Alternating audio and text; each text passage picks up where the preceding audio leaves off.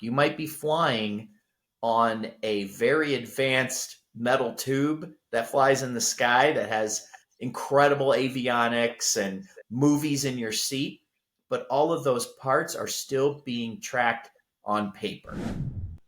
Welcome to another episode of the Seven Figure Journey podcast. My name is David Gilliland. I'm one of your hosts. We have with us today Jim Boccarossa. Jim, we are so glad to have you on the call. Well, thanks for having me, Dave, and I'm glad you made it back from Puerto Rico to be here today. So, Well, worth every bit of it to meet you. Now, you started a business called ProvenAir, and you're there in Illinois. Tell us that's a little right. bit. How'd you get started, and what exactly do you do? You help pilots and flight stuff, right? And documenting everything and getting the right parts, from what I understand. But give us a little insight. Sure. Well, it's been a interesting journey, I guess, to how I got here. I've been doing startup companies here in Chicago for the last 20 years. Prior to that, I was in consulting. Prior to that, I grew up on a Christmas tree farm in Western Illinois. So it's quite a stretch from Christmas trees to airplane parts, but kind of made that journey. And how I started ProvenAir, it actually stemmed from we have another family business called Air Spares Unlimited that my wife started over 10 years ago. And I joined with her as the CEO of Air Spares Unlimited, in which we specialize in commercial landing gear for Boeing and Airbus platforms. So these are the big planes, the 777s, the 747s, you name it. So they're very big metal. And one of the issues we had when we bought or sold this material was all the paperwork that goes along with some of this material. Okay. What people may or may not know is the parts on that aircraft, they have to be tracked, they have to be maintained properly. And some of them are called life limited parts. So when the part was built, they're only good for a certain amount of time. Okay. And you need to prove that. And the way you prove it is with all the paperwork. And when I say paperwork, I mean paperwork. You might be flying on a very advanced metal tube that flies in the sky that has incredible avionics and movies in your seat, but all of those parts are still being tracked on paper. And so anytime that part changed hands, you had to prove to the other party that you had all the paperwork and that everything was correct. And let me tell you, it never is, because the part moves around. The planes aren't owned by the airlines anymore, they're owned by lessors, hedge funds, commercial banks. They have stacks and stacks of paper and it moves around. And so after about 15 years, you can imagine the 10,000 pages that go along with an engine or a landing gear and trying to go through it by hand to make sure everything adds up correct. Oh, so the Painstaking. pilots are telling the truth when they say, "Yeah, we just got to take care of some paperwork," and then, well, it's actually paperwork. Well, the pilot's doing some different paperwork, yes, but the parts are usually managed by engineers, maybe either on the ground or in the hangar, or at repair facilities. So that's the paperwork we're talking about. Typically, the pilots, in fact, my neighbors are pilots. They don't get into that level, but they are doing different paperwork Yeah, around flight planning and fuel and those sort of things. I think Um, it's fantastic, and I have a feeling that so I got in 2 hours later than I was supposed to because a part had gone bad on the airplane. Maintenance had to do their thing. They had to do a whole, and they said maintenance has got to fill out this paperwork before we're allowed to get off the ground. that's And correct. that, and I was like, filling out paperwork. Well, Yeah, they but it really was. probably yeah, they probably have iPads where they're Mm, typing in some of the yeah. information, right? It doesn't become paper on because most of your airlines they have a system. They have a Oh, system that yeah. has all that information. It's when that part or that plane leaves the system. Okay. So if you're on When they United or sell. American or Delta, they know everything about those parts. Okay. But it's when they say, I'm leasing the plane for 3 or 4 years and they return it. When they return it, they say, here's all the PDFs that go with it. And then the next Okay. airline gets it. Now they have a stack of PDFs and then they add their PDFs and then you can just see what Yeah, happens. yeah, yeah. So All the you're doing all the provenance is lost each time that happens. And so for us, how I got into this, I'm trying to buy and sell landing gear. And it was painstaking and completely inefficient to manually go through all the paperwork and fill out a spreadsheet and try to add up numbers. And it was never correct. And I said, we have to fix that. And so that was really the genesis for ProvenAir. And we started that company as its own software business to solve that problem. very nice. And now I'm like, how many team members do you have now? You've been going for how many years? So we launched our first product in 2020, which was terrible timing, agreed, for aviation software company, but we survived. And now we have 10 full time people, and I have an outsourced team of 10 offshore as well. Nice. Nice. Yeah. I mean, you're having fun. And it sounds like if your product's already going, then you've been in the revenue, um, Yes. running your SaaS business and enjoying it. That's correct. That's correct. Well, It's a lot of fun because we get a lot of reactions from our customers that have never seen something like this. Um, and I have a whiteboard in our office where I write down some of the great comments we get.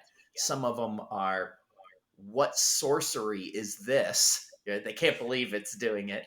Or we hear comments of, what are you, a bunch of mad scientists back there? Like they can't imagine just dropping PDFs and paperwork into our system and our algorithm spits out a timeline and shows them where there's typos and things that don't add up. And they're just amazed.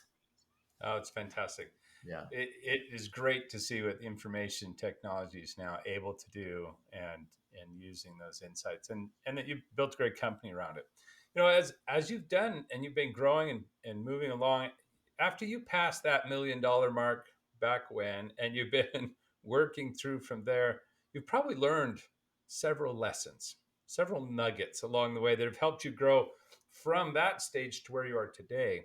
What are some insights you could share that have helped you post $1 million mark? I would say, I'd love to share one that got us to this phase of our Okay. growth. And it's that when you're introducing something new to a market, make it as easy as possible for your customer to adopt it, right? If there's a large training curve, learning curve, good luck, right? So make it as easy as possible. So if you look at kind of our interface, um, it's specifically designed for, well, what do you do today? Can you just do this slightly different? Yeah, without training, right? So that's number one. But I would say what helping us scale our operations, really, we started out. I would say it's our pricing model.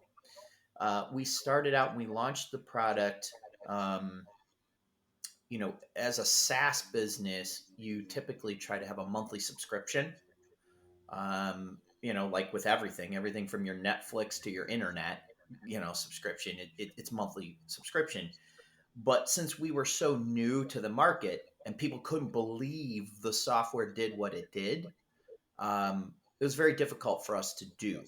So we initially were project based pricing. And what's really helped us scale is that we have changed our model and we don't look at our internal costs as much because now we have enough data to know how much our users are putting into the system. That was really our big costs. We said, okay, we know the maximum is going to be this. So we can charge our clients a monthly fee that they're comfortable paying, that they're getting a lot of value out of the system. And we moved away from that project based revenue, which is very lumpy, to more of a smoother, I can forecast our revenue. I can make those projections that our customers like, and they like it too, where it's the same fee. I don't have to worry about anything. So that I would say for us is we had to really think about what were the metrics, what were the data points to get us to that phase. And so we're pretty good about metrics. I have a person on my team that's every Wednesday they pull all the numbers, put a nice BI dashboard together, and we look at the performance of the system so that we can ensure that our monthly pricing is going to cover that and it's still good for our customers. So Nice. So that would be instead of the the big thing to go from here to there. It's that price model. and that price thing, if I'm understanding right, you also kind of broke the mold, not a per user kind of thinking, but you That's right. gave them, you looked at that and you're like, our cost of caring for them isn't a per user. It has to do with the amount of stuff going in and out, and we've got a good feel, so we can That's now right. just charge them a flat, which I'm sure they love. Then anyone can log in under whatever they need to. They can go in and do it. It feels like they own the software in essence, even though they don't. That's right. That's right. Yeah. And we initially only give them X amount of users, but that's not a deciding cost really for us. So we're very free about, oh, you need 8 people now? No problem. Oh, you need 12? No problem. And so we give them a Nice. really good white glove service in that Yeah, respect yeah. too. They feel like you're not there nickel and diming them, That's and right. you're rather part of the team. So I That's love right. that. That's right. Jim, that's a great little insight. Sometimes we don't think about that. Both pieces, because though you said early on pre-million, every new product we bring, it- you know every new product, are we making it so easy for them to use and adopt? And I, I think, I mean, I find myself messing up on it as I get deep into the weeds. I have a high level of expertise in my space, and that makes me sometimes think I know better and can tell them what they really should be doing. And that's about the dumbest thing I could ever do, right? And the most important thing is to know where they at and what are they ready to do next. Right. And how Right. does that fit within their current way of thinking about things? Because those easy small steps help bring about the change, instead of me saying you need to flip your whole leadership style or your whole you're managing just content galore. You've got to flip everything upside down on its head, your maintenance crews and your ownership handoffs. No, you're like, no, this is simple. Simple. Let me do it your way. That's right. That's right. Very cool. That's right. And Uh, that's key with any business, right? If you're mhm. starting out, make sure it's easy. Make sure it's not a huge change, right? A lot of people use the term change management. There's courses in college now teaching on change management, organizational change management. It's real because it's difficult of I'm used to doing this, this, this. You're telling me I have to do something completely different. That is very difficult for Yeah. people to And accept, drives right? adoption down and therefore renewals drop, right? That's correct. That's right. So, That's right. That's right. no, I love that. Really, really great insights on there. I always appreciated the lean startup methodology where they talk about those 100 interviews. Until you've done your 100 interviews, don't take another step forward, kind of thing, right? That's it. Go and Yeah. see And what the and I customer. fast forwarded that by being the CEO you of our first you customer. Yeah, you lived it. You saw Yes, it. You were creating a solution for what frustrated you. that's And right. then as you saw and got to know more customers, you realized, wait, we were unique in this way. What's the thing that helps everybody? Let's figure that out. That's right. That's right. Very cool. And I learned it by I knew we had this problem, and I would talk to, and this is prior to ProvenAir at Airspares, we had the problem. I would talk to our customers or our vendors who were selling us the parts or buying the parts from us. How are you doing it? And no one had an answer Yeah. except by hand. And to me, I wasn't going to tell them what to do, but that seemed crazy to me Yeah. because we're living in 2024 where technology can do these simple things of checking numbers and adding them up. Why are you doing that manually? It Yeah. made no sense to me. It made no sense. And it was well, we're really good at paperwork. That was the biggest pushback I had. Like, you're really good at paperwork. That's what I'm hearing from my customer. And I thought, I couldn't digest that. It just didn't make any sense that you would have a No. badge of honor of we're really good at Really paperwork. good at That just paperwork. doesn't. This is my core competency. Like that should Yeah, not be I anyone's just core thought competency. I never took a business school class on good at paperwork strategy. It just didn't make sense. So I knew, you know, bringing technology to solve that was going to be the answer. And we just had to figure out how do we get over what are you guys, a bunch of mad scientists that Jim, couldn't believe it was we're going to doing need to it. do a break Uh, here. right, right. So that's kind of how we did it. Yeah, I I love that you've done it. I've loved that you've thought about it, and that you solved something that really mattered. That the break and shift I want to make now is to then say, okay, we all know that's what we do as entrepreneurs, but this scaling question still haunts us. Pricing has helped you, and it's made a difference for you. Identifying what the customer most needs and keeping focused on that, making it easy, really key. Uh, as you're as you're growing, what kinds of things are you facing now that you're like, I would like a little help. I want to go to the next level, and kind of sit in this seat for the rest of our listeners for a bit. Ask the question, push on me a little. What are you working on now? Maybe we can be of help. Yeah, I mean, when I look at what we have to do to go to the next level, I think if you talk to any CEO, it's about team. It's about the people that are on the bus. Okay. Yeah. We need to get more top quality folks. And we have some amazing people at our company that we um, made some very strong investments in recruiting to get what I like to say we hire for horsepower, right? Just top notch folks. Um, but we're at a phase now where we have to take the stuff in my head of how we molded the business to get to here, especially through sales, um, especially through client interaction. Right, I've been kind of the face for all of that to this point.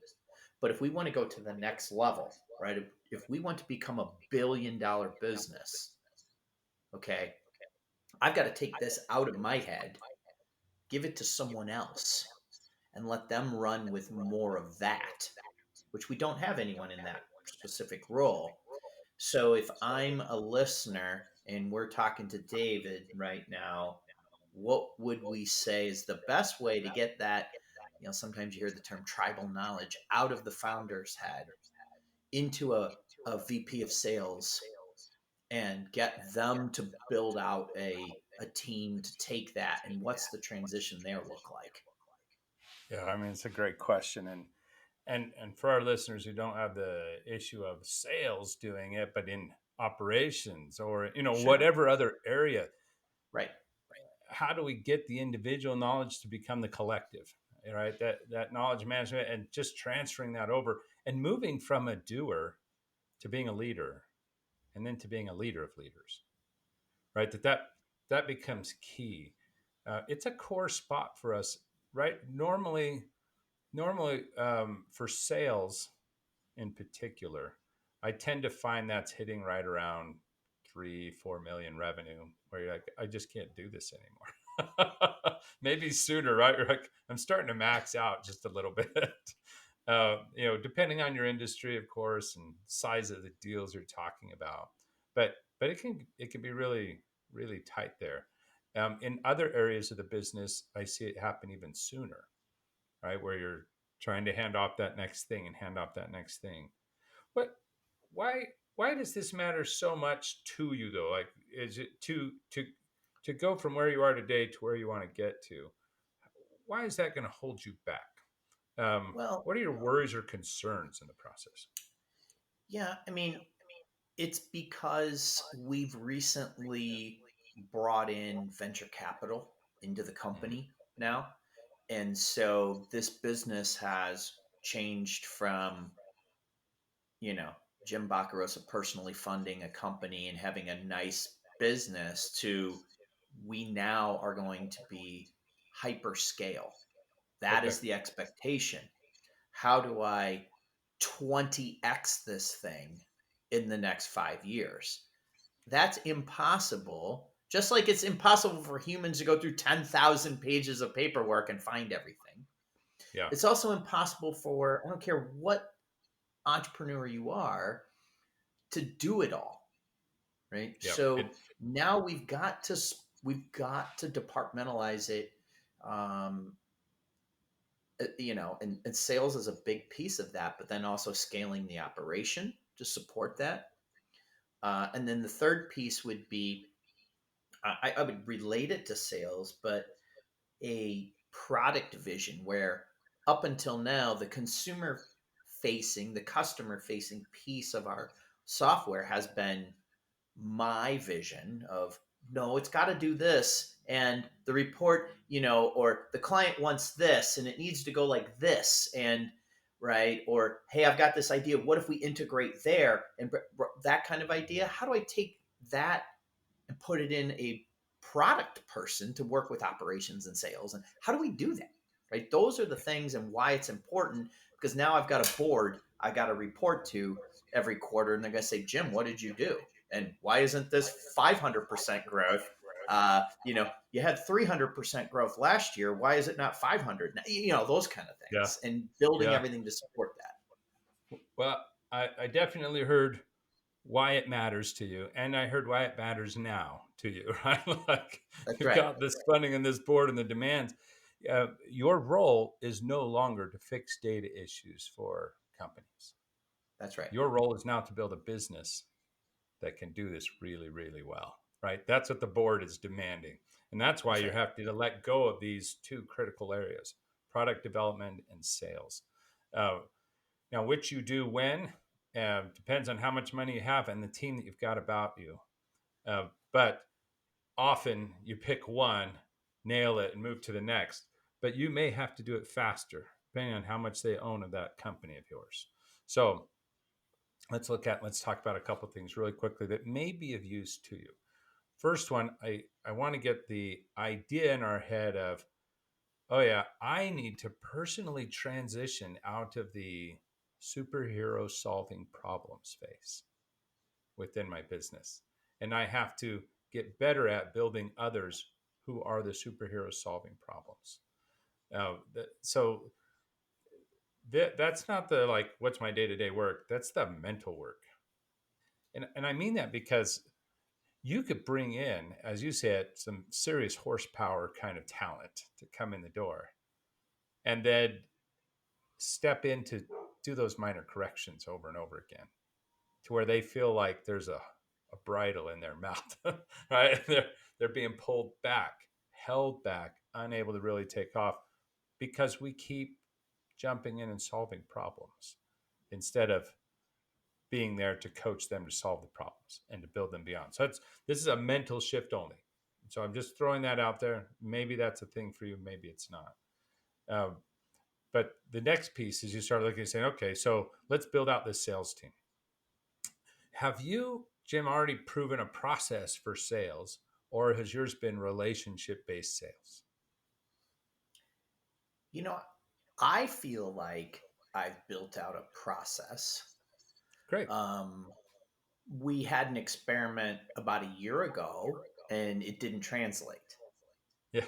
to a Did, salesperson. So, tell us just a little bit about it in brief. Do you mean you hired a salesperson? They yes. couldn't mimic it. Yes. And I think it was a transition on the concept of this is software sales, not selling widgets. Oh, Okay. so your sales Whereas, person was someone who right. didn't quite have that skill set potentially.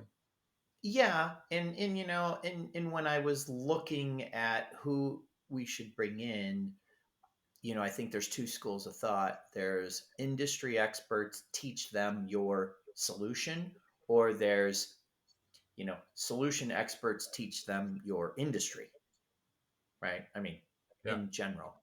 And so I went with the former, and it was a tough,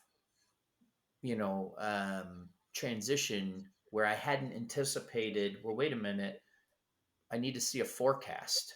What's a forecast? Well, wait a minute. No, hold on. Like it just, Yeah. I realized that that business didn't translate here. And so while I may have thought I had a sales process put together, I think it was starting at chapter 10 when we needed to start at chapter 1. And I'm not good at that. I know that. My wife Yeah. tells me that all the time. So, she's like, hold Oh, on, we you're at believe. chapter 10. Go, I Yeah. haven't read those chapters. Come back here.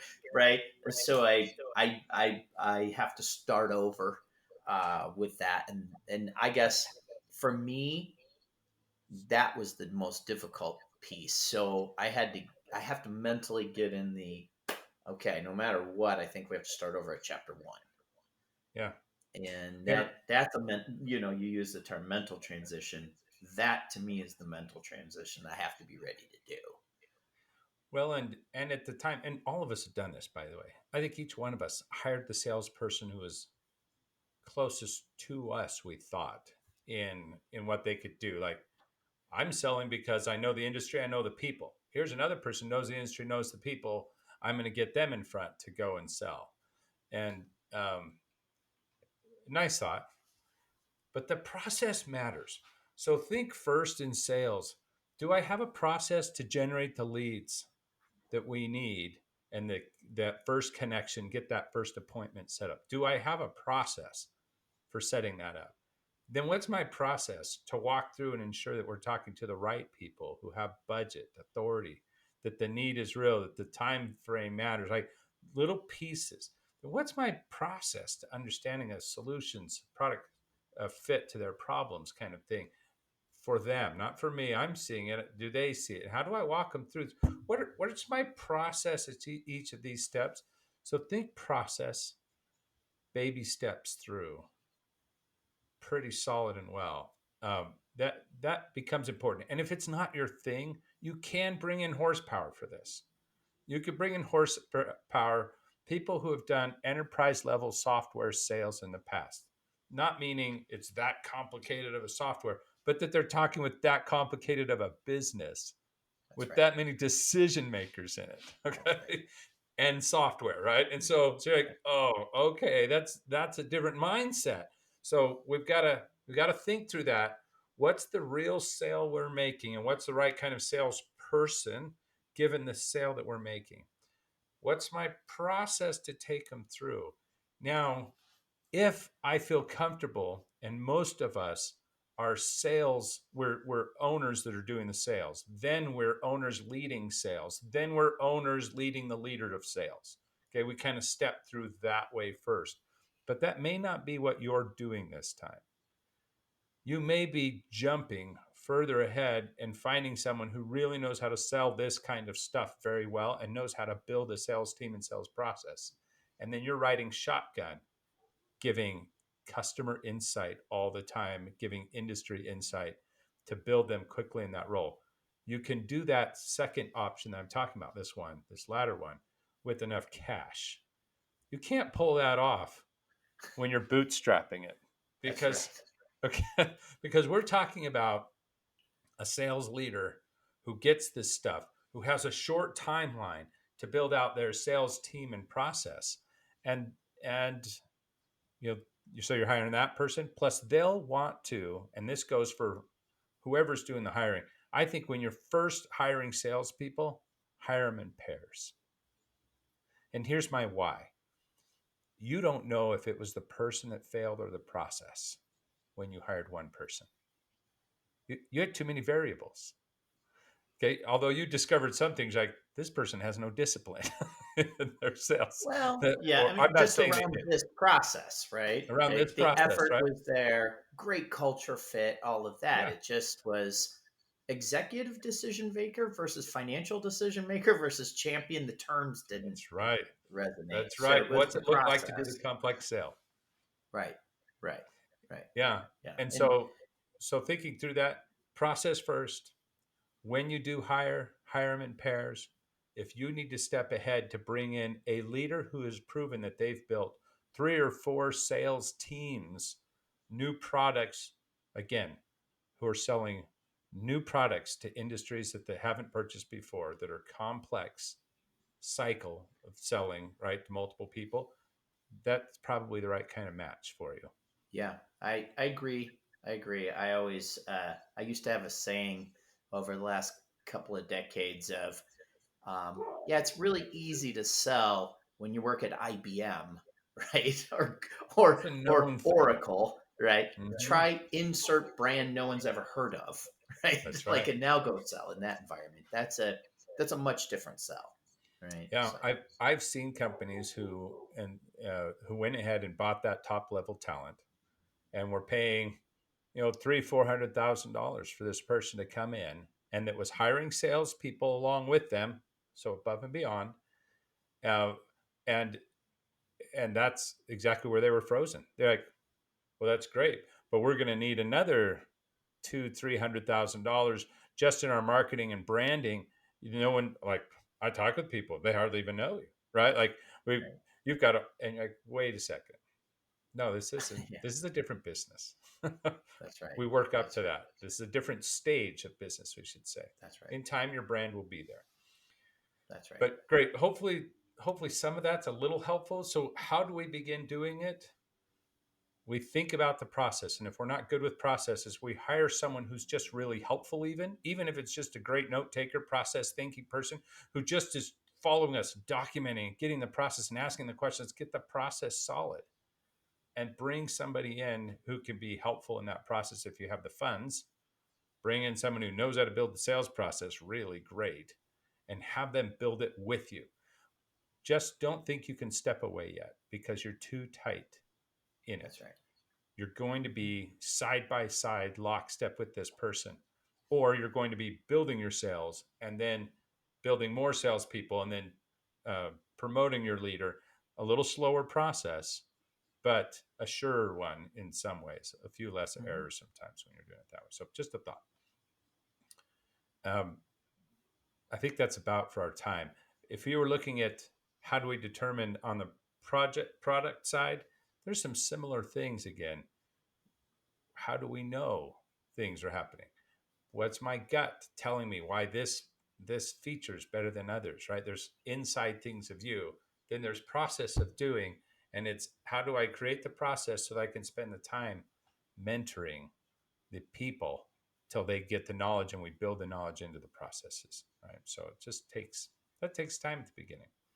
Yeah, you need the time, and you need the not just one customer said X, Yep, 10 customers said X. You that's know, right. I That's right. I feel like oftentimes in your product development life cycle, you get a leader who says, "Oh, XYZ customer needs this. We got to build this." Well, wait a second. Yeah.